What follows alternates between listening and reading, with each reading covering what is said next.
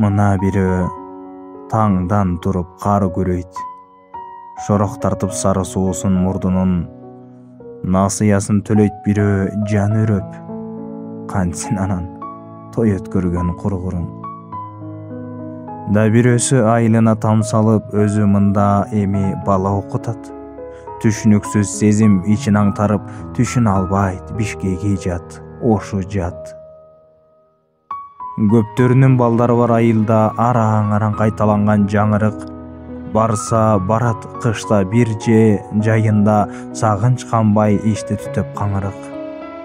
Эки муун, бириси кар күрөгөн, бири атене мээрим аңсаган. Атаң кана деп сураса бирөөлөр, мына дешип телефонду жаңсаган. Апаң кана деп сураса бирөөлөр, мына дешип телефонду жаңсаган.